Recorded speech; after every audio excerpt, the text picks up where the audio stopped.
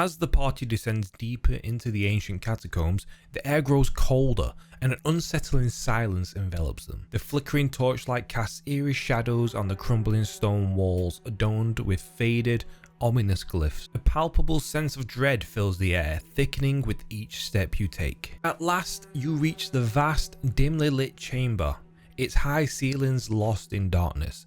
Ancient pillars, cracked and worn with age, line the floor, leading to an imposing stone dais. Atop the dais lies a massive skeletal form, coiled and foreboding, the unmistakable silhouette of a dragon, but devoid of flesh and life. The skeletal eyes glow with a malevolent blue flame, casting an eerie light around the room.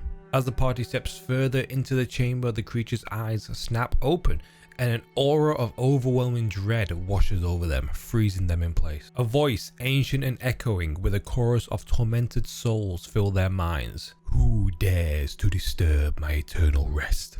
Each word dripping with malice and ancient power. The Dracolich unfurls its massive bony wings, sending a gust of stale, deathly air through the chamber. The skeletal dragon's jaw creaks open, revealing rows of razor-sharp teeth, each one a remnant of the beast it once was. You realize you are faced with a being of unimaginable power, a relic of a time long past, and a monster that has transcended death itself. The Dracolich rises to its full height, towering over you, and you all know that you must summon every ounce of your courage and strength if you are to survive this encounter. Yes, in today's video we're going over the undead monstrosities and the pet that every lich wants, the Dracolich.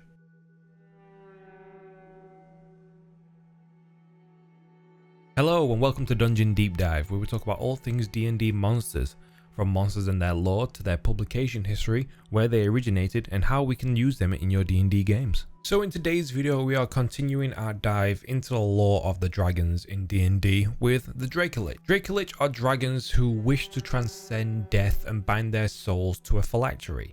At first they resemble normal dragons, but over time, when they eventually reach the end of their natural lifespan, the soul remains connected to the body and begins to decompose, until there is nothing left but stringy tads of flesh and bones.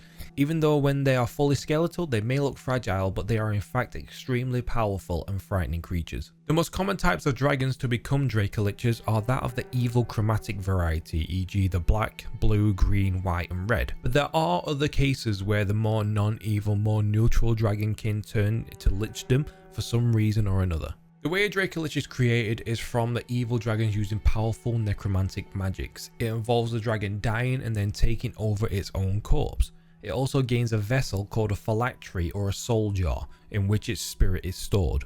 The soul continues to exist even after the destruction of their body, and can only be killed by the destruction of the phylactery itself. These undead horrors made their first appearance in D&D in the 1986 Dragon magazine number 110, in the article Cult of the Dragon. They are described as undead creatures, an unnatural transformation of evil dragonkin by powerful magics known to be practiced only by the mysterious Cult of the Dragon. Same as humanoid liches, they are immune to charm, sleep, enfeeblement, polymorph, cold, electricity, insanity and death spells or symbols, just by the nature of its making. They also cannot be affected by the potions or items used to cast the dragon control spell. They can be affected only by magical attacks or magical items, even though they do have a natural magical resistance. They cannot be poisoned, paralyzed or held, and they cannot be turned by clerics, so these guys are not an easy battle. They then later appear in the 1987 accessory of the Forgotten Realms, Waterdeep and the North. Moving on to 2nd edition, there was a named Dracolich called Ragolthlagar in the 1989 product Hall of Heroes in the Forgotten Realms. It says that this Dracolich was created by the Cult of Dragons and was the second most powerful Dracolich in the Forgotten Realms, the first one being a huge great blue worm named Shargralathar. I'm probably mispronouncing these names terribly, but I do apologize. It is said that Ragolthlagar, he was a Dracolich for so long that he was nothing but a skeletal form of a dragon with glowing red lights for eyes in its empty sockets. In this book, he was a formidable and powerful dragon before he came to lichdom, living in a mountaintopscape called the Thunder Peaks. He cleared out all other dragon kind that lived in the area and gathered a very large hoard of treasure.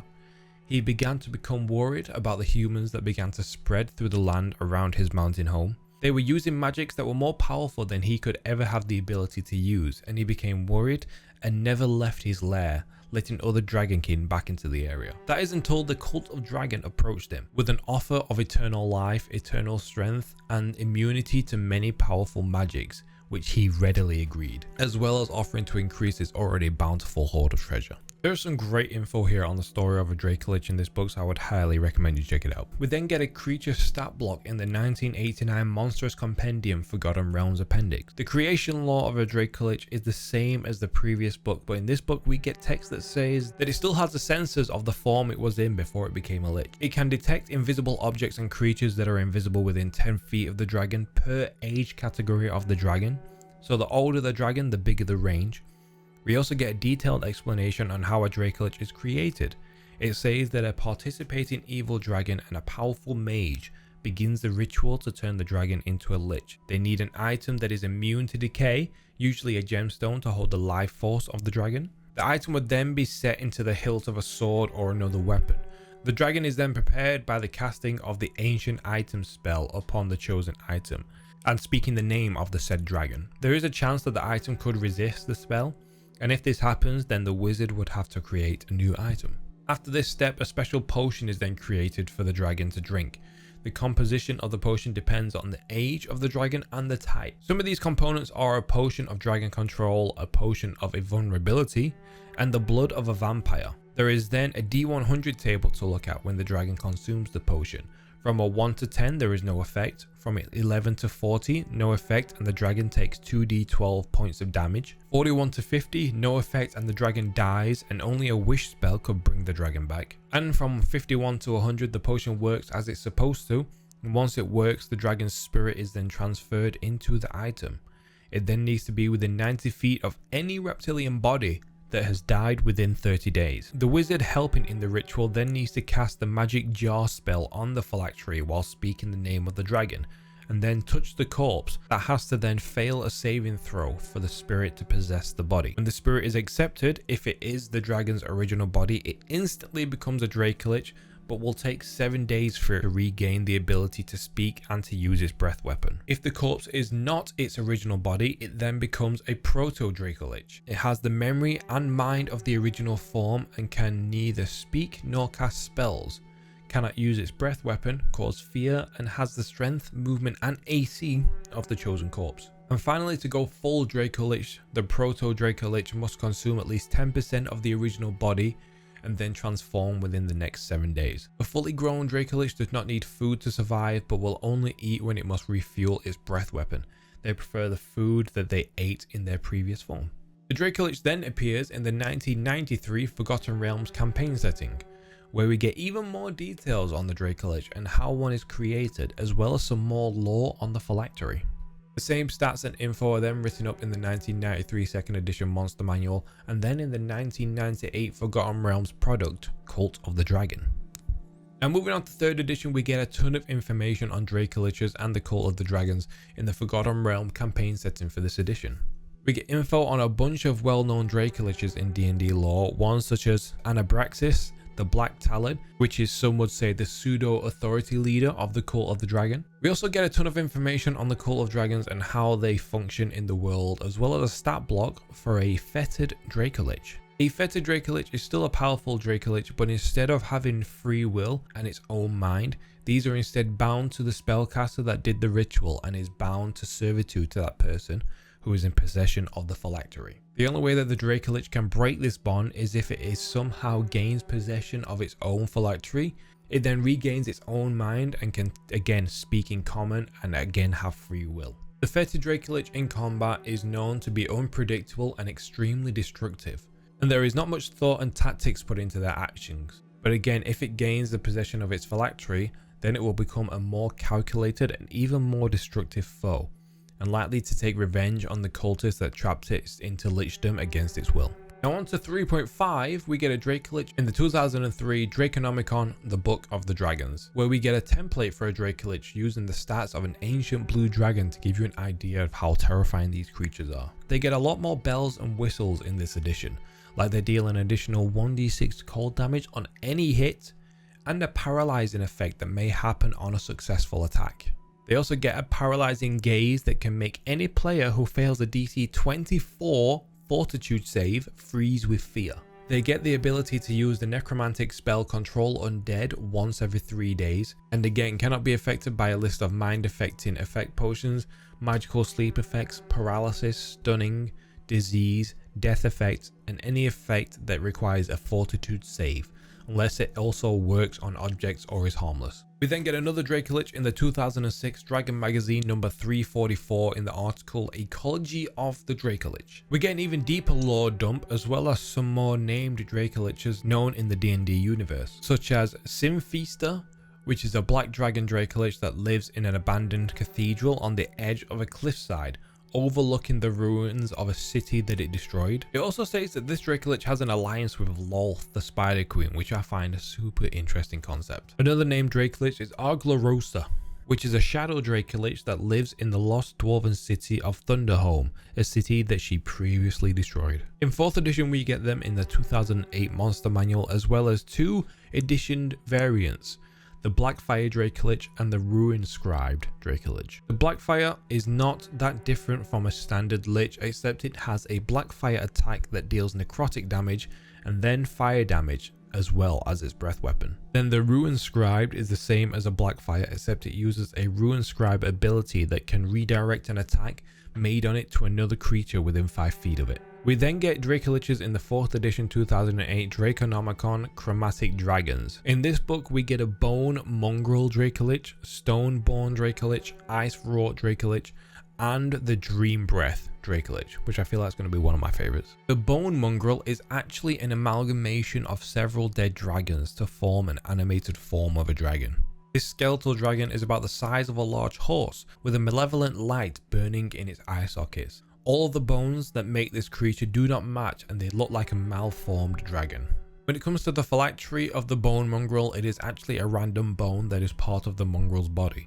So it could be a tailbone or a horn or even the jawbone. Now the Stoneborn Dracolich is created when a dragon dies and his body is sent to the bottom of the ocean or a river, and over time, when the body decays, the silt and dirt and rocks from the sea or river floor replace the bones with stone hardened material. Sometimes when the bones are uncovered, they still hold a fraction of magic in them and animate into a Stoneborn Dracolich.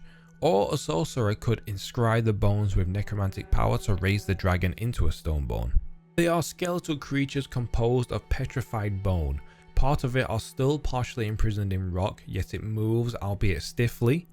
The dragon's skeletal wings are partially broken and chipped, and its tail ends in a crude block of stone. The Ice Wrought Dracolich is a white dragon that when it comes close to death, there is a chance that it will seek out the heart of absolute winter, which sometimes is a location or a ritual done by a powerful sorcerer or wizard. Once this happens, a year later the dragon emerges as an Ice Wrought Dracolich. The reason they do this sometimes is because they have eggs that are unhatched and they suddenly wish to see them hatched. And finally we have the Dream Breath Dracolich. It says that sometimes when the physical form of a Dracolich is not enough, some dragons gain the ability to project a permanent dream of themselves into the physical world. Doing this gives them the ability to stalk their prey in the dreaming world as well as the waking world. Dream breaths are a translucent form with a pale white luminescence seeping from their form. With a wingspan wider than it looks like it should be, and through its skeletal spectral form are blinking lights like stars. And finally we move to 5th edition. We get the Dracolich in the 5th edition Monster Manual. In 5e we get info saying that only ancient or adult dragons of pure blood can be transformed. And if a younger dragon attempts the ritual, it automatically fails and dies. Okay, so we've gone over Dracoliches through the editions. Now let's go over the stat block of a Dracolich in 5th edition and how you could use them in your D&D games. In the Monster Manual we get a template for an adult blue dragon that has been transformed into a Dracolich, so we'll just use that one. This Lich has an AC of 19 and 225 hit points with a speed of 40 feet, a burrowing speed of 30 feet, and a fly speed of 80. They have a natural resistance to necrotic damage and in this case have immunity to lightning and poison damage, but that will change depending on the type of dragon that gets turned into a Lich. They also become immune to being charmed, exhausted, frightened, paralyzed, and poisoned. And they have a challenge rating of 17, similar to that of a dragon turtle that we've done in a previous video, and the Death Knight.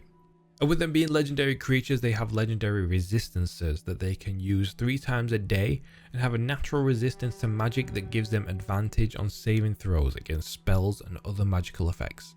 For their actions, they get a multi-attack action where it can use its frightful presence. It then makes 3 attacks, 1 with its bite and 2 with its claws. For its bite attack, it has a +12 to hit and a reach of 10 feet and deals 2d10 plus 7 piercing damage and 1d10 lightning damage because this Dracolich is a blue dragon. But again, that will change depending on the typing of the dragon. It also gets a claw attack that again has a +12 to hit and a reach of 5 feet and deals 2d6 plus 7 slashing damage. And it also has a tail attack that has a +12 to hit and a reach of 15 feet and deals 2d8 plus 7 bludgeoning damage. For its frightful presence, each creature of the Dracolich's choice that is within 120 feet and is aware of it must make a DC 18 wisdom saving throw or become frightened for 1 whole minute. The creature can repeat the saving throw at the end of each of its turns and it ends the effect on a success.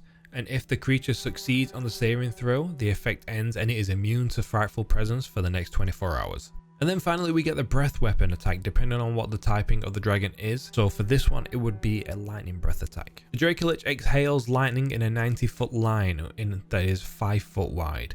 Each creature in that line must make a DC 20 saving throw or take 12d10 lightning damage on a failed save and half as much on a successful. With it being a legendary creature, it also gets legendary actions that it can use each turn.